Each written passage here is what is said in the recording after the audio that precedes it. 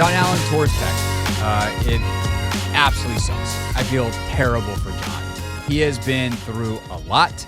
I think there have been times where he is just, the frustration has boiled over, and maybe you look back and you're like, man, I wish I'd handled that a little bit differently, a little bit better. But I think by and large, man, he's just been a human being through it all. Like, I do not fault him for being incredibly frustrated and thinking about potentially wanting to get out of here and not wanting to go through a rebuild, considering his experience in the NFL. Like, if you can go somewhere else and get a bunch of money, why wouldn't you? But he ultimately had a conversation with Adam Peters, realized like, oh, this dude's the real deal. And he decided he wanted to stay. And so they get on the same page for this year. I think it took him a couple weeks to really understand what they wanted him to do. There was some technique stuff that they wanted, but he was bought in. He just hadn't played up to the level yet. And in the last couple weeks, he started to really play up to that level. He starts to flash a little bit more on tape. He starts to then have some of the production to match what you're seeing on tape in terms of the effort and the intensity. And you're like, oh, that's better. Okay, bam. I think he had 5 tackles a couple weeks ago. Like, there was an uptick in his play, and there's some stuff yesterday that's up and down. He's facing that really good Baltimore offensive line, but he had a couple tackles, and there's a couple plays on tape where you're like, dang, that is really good. Like Jon Allen making special plays in that first half, and then it's all over. And I feel terrible for the hometown guy who looked like he was finally settling in and was going to make a legitimate case to stay here and maybe be able to retire a Commander, and now we have to ask the question, has Jon Allen played his last snap in Washington?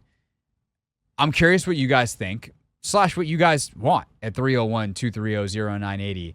I think my answer is a bit of an it depends.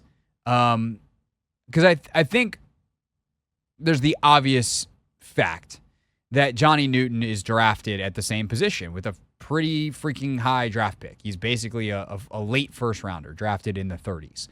And they had a first-round grade on him, and he is on a rookie contract for the next 3 years. Jon Allen, if you want to keep him next year, costs you basically $17 million. You have to pay. There's $6 million against the cap, no matter what. Proration of his signing bonus from the extension he signed whatever number of years ago, and then a $17 million base salary that you can waive and move on from at no extra penalty. So you can save $17 million against the cap by moving on. You could trade him, help him find a home, and then he probably signs an extension somewhere else. You can just let him loose and let him go to free agency if you would prefer that. Obviously, if you can get something in return, that would be helpful, even if it's a conditional pick. But you get control over a little bit, and I do think that is a potential, right? If you go into February and you guys agree, hey, we're gonna try to find a trade partner for you. We're gonna make sure we send you somewhere you like. But if not, we're gonna move on. So there's no chance you're playing here. Then Jon probably goes like, okay, well, let me know, or we'll go see if we can find a trade, and then that's that. And a team that works out a trade guarantees that they get the player. It also takes off the table, frankly, trading him at the deadline this year. What if another team was like, hey, we'll offer you something you really want, whether it's a D-line for D-line, edge for D-tackle, whether it's a corner, whether it's a wide receiver, whether it's whatever, even draft picks. I mean, shoot, Adam Peters, I'm sure, wants more of those. If you thought you could get on without Jon, like, that's off the table at the trade deadline. So now he's just going to go on IR, and at the end of the season, you figure out what you want to do. I do think, though, there's a chance he comes back. Like, he represents so much of what they want. If they can find a price that works, you have a ton of flexibility. And maybe it's a 1-year extension. You run it back next year, see what happens. Give him the chance to play one more year in DC, and if things go really well and you're winning, maybe he wants to come back again. And depending on his level of play, will determine his ultimate salary. But Jon Allen's still, I think, a well-respected, good football player.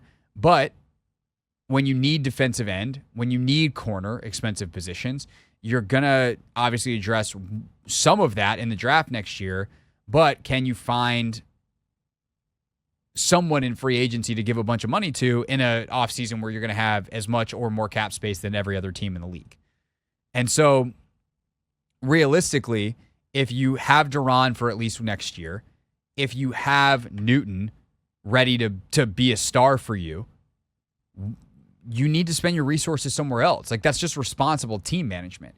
And so I think, like, in a really cutthroat, cold business kind of way, my answer to has Jon Allen played his final snap in Burgundy and Gold is probably yes, but it's not really that much of a reflection of Jon Allen.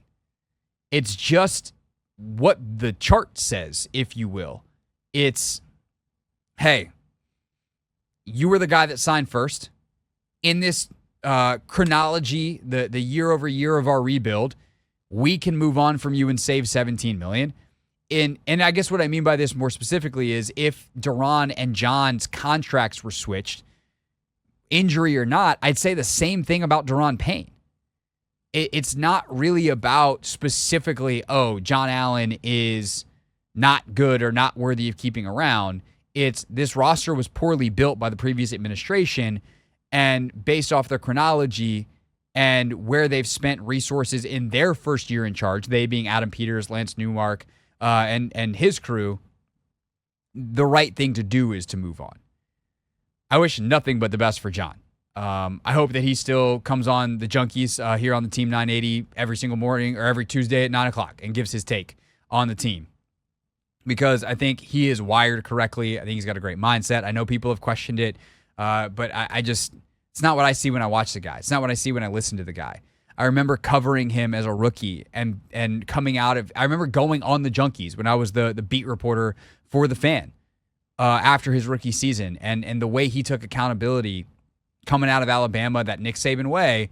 And I said, I don't care what they do going into next year at a bunch of stuff, but if there's not a C on Jon Allen's chest, then they did it wrong. And he's been that captain. He's still the guy at the center of the huddle before they go out.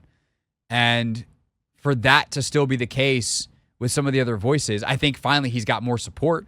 I think finally he's not having to burden that leadership along with Terry basically alone, which is how it should be. But this is the first time that Jon really hasn't had to be that. Like Ziggy Hood, his rookie year, was a guy that was wired the right way and taught Jon, I think, a lot. But Jon and Terry have never had guys they could look up to. And this is the first time. And so for the season to end for Jon like this, I hate it for him.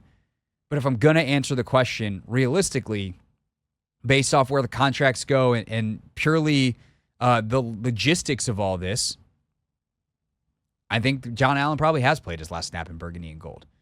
We'll see. I would love for them to come to a deal that works for everybody and him to retire here, because what a cool story. The kid from Stonebridge going to practice in Ashburn, to play in Landover, and if he got to play his entire career in Burgundy and Gold, like that'd be great. But rarely is that how it goes in the NFL.